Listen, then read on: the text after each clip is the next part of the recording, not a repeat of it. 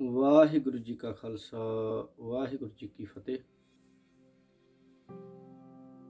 E5 target ਸ਼ਹੀਦ ਮਲਕੀਤ ਸਿੰਘ ਨਗਰ ਅਤੇ ਪਿੰਡ ਤਰਦੇਓ। ਸੋ ਜਿੱਥੇ ਜਿੱਥੇ ਵੀ ਅੱਜ ਦੇਸਾਂ ਵਿਦੇਸਾਂ ਦੇ ਵਿੱਚ ਪੰਜਾਬੀ ਸਿੱਖ ਜਗਤ ਵਸ ਰਿਹਾ ਹੈ, ਉਹਨਾਂ ਨੂੰ E5 ਟਾਰਗੇਟ ਵੱਲੋਂ ਨਵੇਂ ਸਾਲ ਦੀਆਂ ਵਧਾਈਆਂ ਲਈ ਇੱਕ ਬਹੁਤ ਹੀ ਗਹਿਰੀ ਤੇ ਸੀਰੀਅਸ ਵਿਚਾਰ ਕਰਨ ਵਾਸਤੇ ਅਸੀਂ ਇਸ ਚੈਨਲ ਦੇ ਮਾਧਿਅਮ ਰਾਹੀਂ ਛੋਟੀ ਜਿਹੀ ਕੋਸ਼ਿਸ਼ ਕਰ ਰਹੇ ਹਾਂ। ਆਸ ਕਰਦੇ ਹਾਂ ਕਿ ਆਪ ਜੀ ਸਾਰੇ ਸੁਣ ਕੇ ਇਸ ਦੇ ਉੱਤੇ ਗੌਰ ਕਰੋਗੇ। ਸੋ ਅੱਜ 2021 ਸਨ ਦਾ ਪਹਿਲਾ ਦਿਨ ਹੈ। ਵੈਸੇ ਤਾਂ ਕਿਸਾਨ ਸੰਘਰਸ਼ ਕਾਰਨ ਨਵੇਂ ਸਾਲ ਦੀਆਂ ਵਧਾਈਆਂ ਬਹੁਤ ਘੱਟ ਆਉਣਗੀਆਂ, ਲੇਕਿਨ ਫਿਰ ਵੀ ਕੁਝ ਲੋਕ ਜ਼ਰੂਰ ਭੇਜਣਗੇ। ਇਹ ਸੰਦੇਸ਼ ਜਿਹੜਾ ਮੈਂ ਸਾਰਿਆਂ ਨੂੰ ਇਸ ਮਾਧਿਅਮ ਰਾਹੀਂ ਦੇਣਾ ਚਾਹੁੰਦਾ। ਪਹਿਲਾਂ ਵੀ ਨਵੇਂ ਸਾਲ ਦੀਆਂ ਵਧਾਈਆਂ ਸਮੇਂ ਦਰ ਸਮੇਂ ਦਿੰਦੇ ਰਹੇ ਹਾਂ, ਫੇਸਬੁੱਕ, ਯੂਟਿਊਬ ਤੇ, ਲੇਕਿਨ ਇਹ ਪਹਿਲਾ ਸੰਦੇਸ਼ ਹੈ ਨਵੇਂ ਸਾਲ ਦਾ, E5 ਟਾਰਗੇਟ ਦਾ, ਜੋ ਕਿ ਸਾਰੇ ਹੀ ਸਿੱਖ ਜਗਤ ਨੂੰ ਦੇਣਾ ਚਾਹੁੰਦੇ ਹਾਂ। ਸੋ ਅੱਜ ਦਾ ਜਿਹੜਾ ਨਵੇਂ ਸਾਲ ਦਾ, ਜੋ ਕਿ ਭਾਰਤ ਵਿੱਚ ਮਨਾਇਆ ਜਾਂਦਾ ਹੈ ਨਵੇਂ ਸਾਲ ਦੇ ਤੌਰ ਤੇ 1 ਜਨਵਰੀ ਨੂੰ, ਇਸ ਮੌਕੇ ਤੇ ਜੋ ਪਹਿਲੀ ਵਧਾਈ ਹੈ ਉਹ ਵਧਾਈ ਸੋਚਣ ਵਾਲੀ ਤੇ ਸਮਝਣ ਵਾਲੀ ਆ। ਪਹਿਲੀ ਵਧਾਈ ਮੈਂ ਉਹਨਾਂ ਵੱਲੋਂ ਦੇਣੀ ਚਾਹੁੰਦਾ ਜੋ ਭਾਰਤ ਦੇਸ਼ ਵਿੱਚ ਮਨਾਏ ਜਾਣ ਵਾਲੇ 1 ਜਨਵਰੀ ਦੇ ਤਿਉਹਾਰ ਦੀ ਤਰ੍ਹਾਂ ਮਨਾਇਆ ਜਾਂਦਾ ਹੈ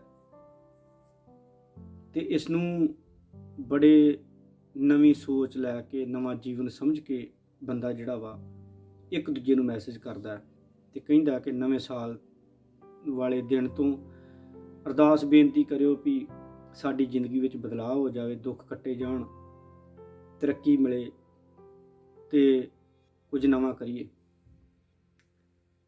ਵੈਸੇ ਸਿੱਖ ਜਗਤ ਵਿੱਚ 1 ਜਨਵਰੀ ਦੀ ਕੋਈ ਅਹਿਮੀਅਤ ਨਹੀਂ, ਕਿਉਂਕਿ ਜੋ ਨਾਨਕਸ਼ਾਹੀ ਕੈਲੰਡਰ ਹੈ ਉਹਦੇ ਮੁਤਾਬਕ ਸਿੱਖ ਜਗਤ ਦੀ ਜਿਹੜੀ ਨਵੇਂ ਸਾਲ ਦੀ ਤਰੀਕ ਆ ਉਹ ਹੋ ਰਿਹਾ। ਲੇਕਿਨ ਫਿਰ ਵੀ ਇਹ ਜਾਣਦੇ ਹੋਏ ਵੀ ਜਿਹੜੇ ਆ ਪੰਜਾਬ ਦੇ ਵਿੱਚ ਇੱਕ ਦੂਜੇ ਨੂੰ ਮੈਸੇਜ ਕੀਤੇ ਜਾਂਦੇ ਆ, ਬਾਹਰਲੇ ਮੁਲਕਾਂ ਦੇ ਵਿੱਚ ਵੀ ਜਿਹੜੇ ਕੰਮ ਕਰਦੇ ਨੇ ਉਹਨਾਂ ਨੂੰ ਵੀ ਮੈਸੇਜ ਇੱਕ ਦੂਜੇ ਨੂੰ ਭੇਜੇ ਜਾਂਦੇ ਆ। ਸਾਡਾ ਕੋਈ ਇਸ ਤਿਉਹਾਰ ਦੇ ਨਾਲ ਜਿਹੜਾ ਲੈਣਾ ਦੇਣਾ ਨਹੀਂ, ਲੇਕਿਨ ਉਹਦੇ ਬਾਵਜੂਦ ਵੀ ਚਲੋ ਜੇ ਕਰਦੇ ਆ ਤੇ ਆਪਾਂ ਇਸੇ ਦਿਨ ਮੁਤਾਬਕ ਜਿਹੜੀ ਵਧਾਈ ਪਹਿਲੀ ਆ ਉਹ ਉਸ ਮਜ਼ਦੂਰ ਵੱਲੋਂ ਦੇ ਰਹੇ ਆ। ਉਹ ਮਜ਼ਦੂਰ ਜਿਸ ਦਾ ਬਚਪਨ ਬੜੀਆਂ ਮੁਸ਼ਕਲਾਂ ਦੇ ਨਾਲ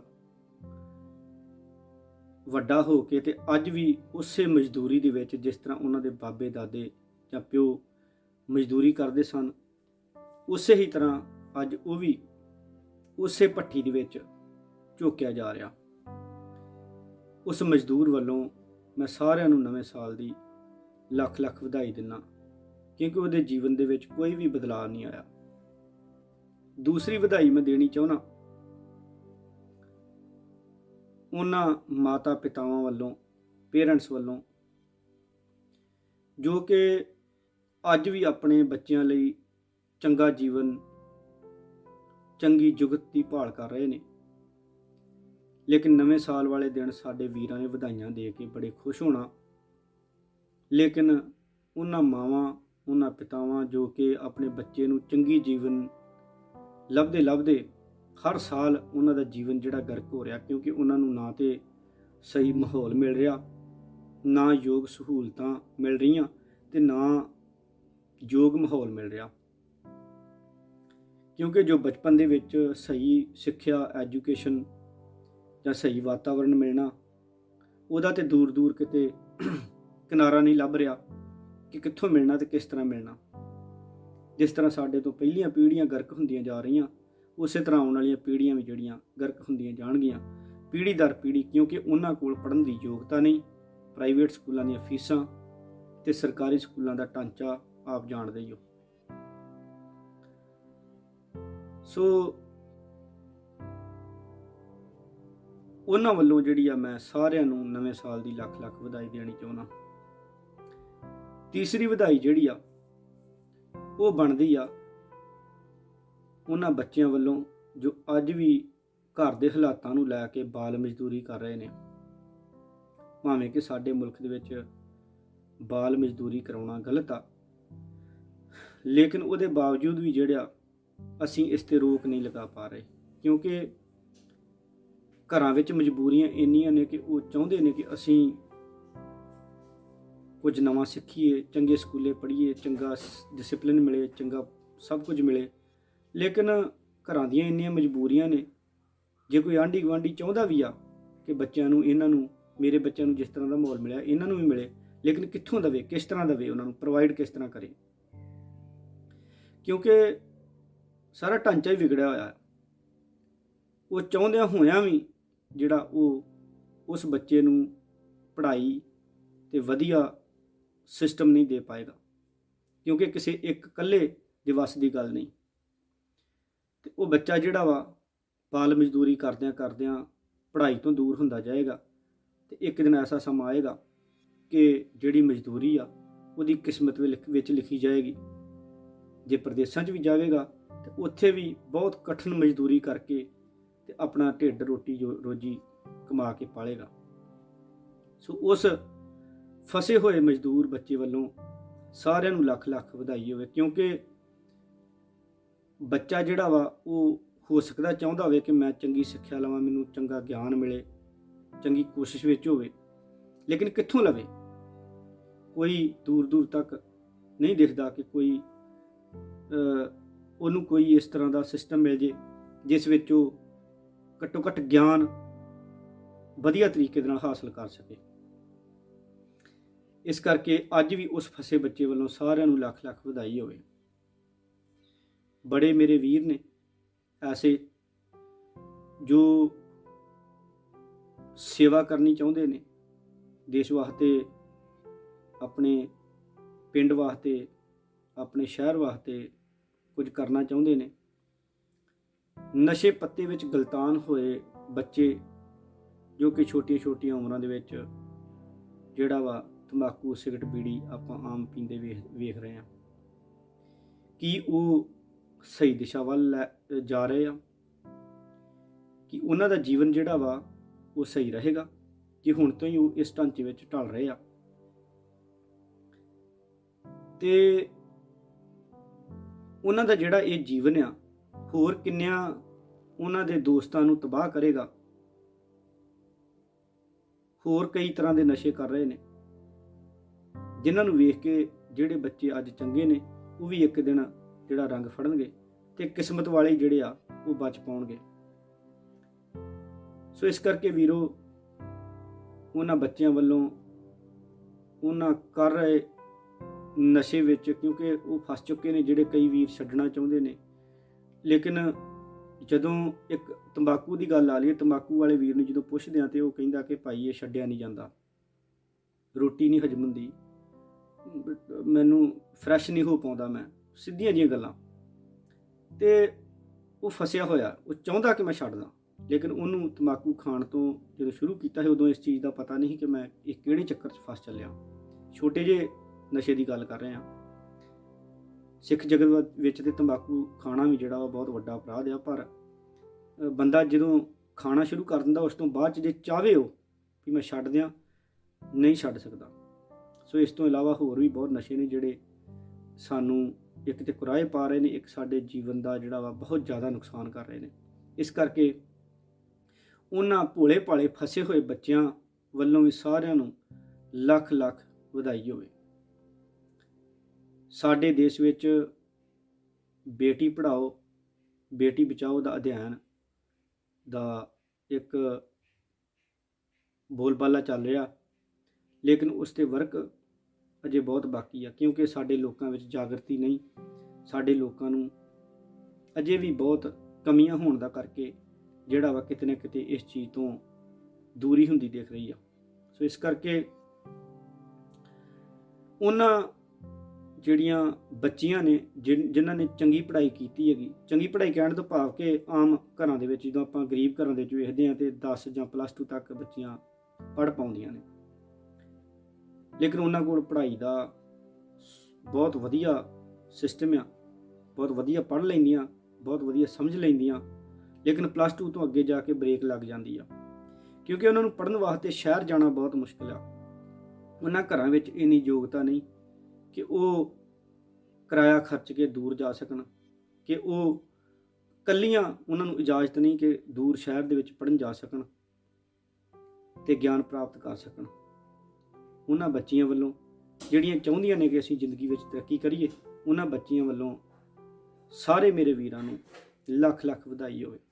ਸੋ ਮੇਰੇ ਵੀਰੋ, ਇਹ ਕੁਝ ਵਧਾਈਆਂ ਸਨ ਜਿਹੜੀਆਂ ਕਿ ਦੇਣੀਆਂ ਬਣਦੀਆਂ ਸਨ, ਕਿਉਂਕਿ ਹਰ ਸਾਲ ਆਪਾਂ ਨਵੇਂ ਸਾਲ ਦਾ ਪ੍ਰੋਗਰਾਮ ਬਣਾ ਕੇ ਤੇ ਬੜੇ ਖੁਸ਼ ਹੋ ਜਾਂਦੇ ਹਾਂ, ਲੇਕਿਨ ਕਦੀ ਇਹਨਾਂ ਵਿਚਾਰਾਂ ਵੱਲ ਧਿਆਨ ਨਹੀਂ ਗਿਆ ਕਿ ਅੱਜ ਵੀ ਕਿੰਨੇ ਲੋਕ ਇਸ ਵਿੱਚ ਜਿਹੜੇ ਆ ਉਹ ਦਲਦਲ ਵਿੱਚ ਫਸਦੇ ਜਾ ਰਹੇ ਆ। ਇਸ ਕਰਕੇ ਕੋਸ਼ਿਸ਼ ਸਾਡੀ ਇਹੀ ਹੈਗੀ ਕਿ ਅਸੀਂ ਮਤਲਬ ਆਪਣੇ ਜੀਵਨ ਨੂੰ ਵਧੀਆ ਬਣਾਈਏ, ਅਸੀਂ ਆਪਣੇ ਕੁਝ ਪ੍ਰੋਗਰਾਮ ਬਣਾਈਏ, ਆਪਣੇ ਪਿੰਡਾਂ ਦੇ ਵਿੱਚ ਪ੍ਰੋਗਰਾਮ ਬਣਾਈਏ। E5 ਟਾਰਗੇਟ ਸਿਰਫ ਇਹਨਾਂ ਕੰਮਾਂ ਵਾਸਤੇ ਜਿਹੜਾ ਵਾ ਉਹ ਅੱਗੇ ਆਇਆ ਵਾ, ਕੋਸ਼ਿਸ਼ ਕਰ ਰਿਹਾ ਕਿ ਬੱਚਿਆਂ ਨੂੰ ਇਹਨਾਂ ਕੰਮਾਂ ਵੱਲ ਧਿਆਨ ਦੇ ਕੇ ਉਹਨਾਂ ਨੂੰ ਇਸ ਦਲਦਲ ਵਿੱਚੋਂ ਬਚਾਇਆ ਜਾ ਸਕੇ।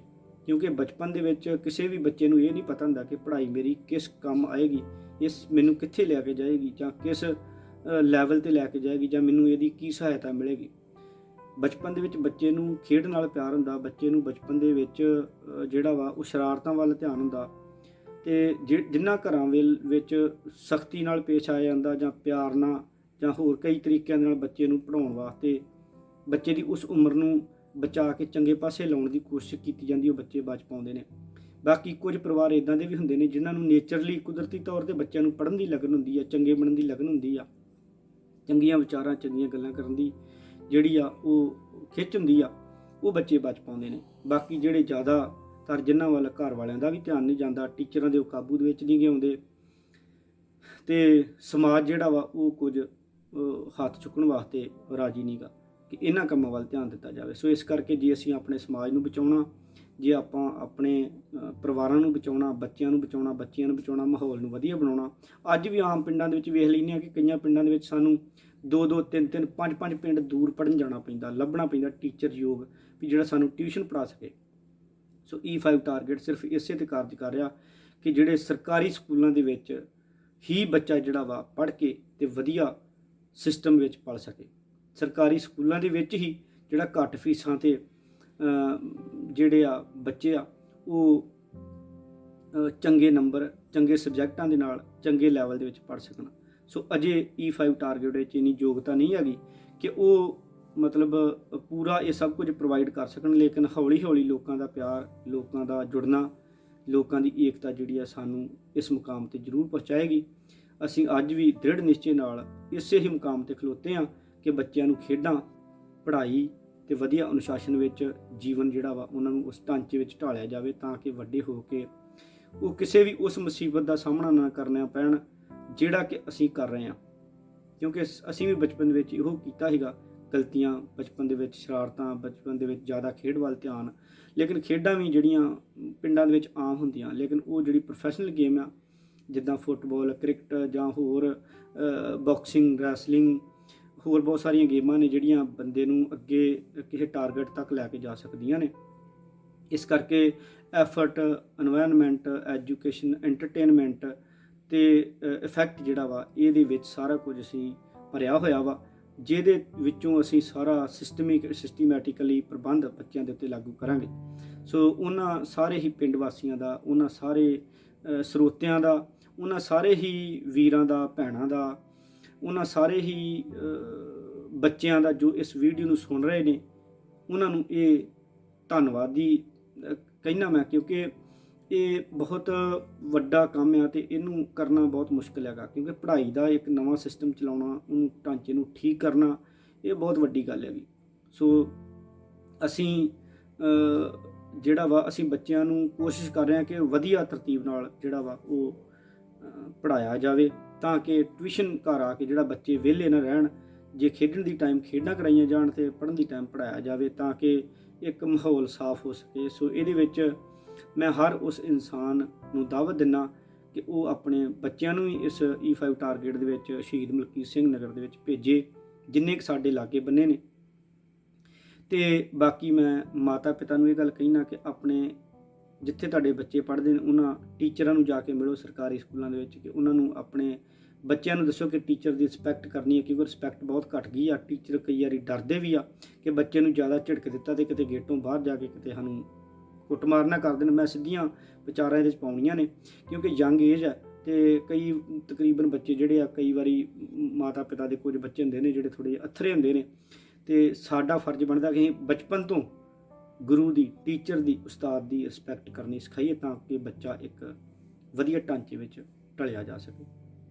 ਸੋ ਇੱਕ ਮੈਂ ਬੇਨਤੀ ਸੰਦੇਸ਼ ਬੱਚਿਆਂ ਨੂੰ ਦੇਣਾ ਚਾਹੁੰਦਾ ਕਿ ਬੱਚਿਓ, ਇਸ ਵਕਤ ਤੁਹਾਨੂੰ ਪਤਾ ਨਹੀਂ ਕਿ ਤੁਹਾਡੀ ਪੜ੍ਹਾਈ ਜਿਹੜੀ ਹੈ ਤੁਹਾਡੇ ਵਾਸਤੇ ਕਿੰਨੀ ਜ਼ਰੂਰੀ ਆ, ਲੇਕਿਨ ਵੱਡੇ ਹੋ ਕੇ ਤੁਸੀਂ ਜਦੋਂ ਇੱਕ ਦੌੜ ਵਿੱਚ ਖੜੇ ਹੋਵੋਗੇ, ਜਿੱਥੇ ਕਿ ਨੌਕਰੀ ਦੀ ਦੌੜ ਹੋਊਗੀ, ਜਿੱਥੇ ਚੰਗੇ ਜੀਵਨ ਦੀ ਦੌੜ ਹੋਊਗੀ, ਉੱਥੇ ਜਿੰਨੇ ਇਸ ਬੇਸਿਕ ਐਜੂਕੇਸ਼ਨ +2 ਤੱਕ, 10+2 12ਵੀਂ ਤੱਕ ਜਿਹਨੇ ਵਧੀਆ ਪੜ੍ਹਾਈ ਕੀਤੀ ਹੋਊਗੀ, ਉਹਨੂੰ ਆਟੋਮੈਟਿਕ ਹੀ ਅੱਗੇ ਜਿਹੜੀਆਂ ਸੀੜੀਆਂ ਉਹ ਮਿਲ ਜਾਣਗੀਆਂ ਅਤੇ ਉਹ ਆਪਣੇ ਮੁਕਾਮ ਨੂੰ ਹਾਸਲ ਕਰ ਸਕਦਾ। ਦੂਸਰੇ ਨੰਬਰ 'ਤੇ ਸਾਰੇ ਬੱਚੇ ਇਹ ਜ਼ਰੂਰ ਜਾਣ ਲੈਣ ਕਿ ਬੱਚਿਆਂ ਦਾ ਜਿਹੜਾ ਵਾ ਉਹ ਰੁਝਾਨ, ਉਹ ਤੁਸੀਂ ਹੋ ਸਕਦਾ ਤੁਹਾਨੂੰ ਪੜ੍ਹਾਈ ਇਸ ਵਕਤ ਬਹੁਤ ਕਠਿਨ ਲੱਗਦੀ ਹੋਵੇ, ਬਹੁਤ ਔਖਾ ਕੰਮ ਲੱਗਦਾ ਹੋਵੇ।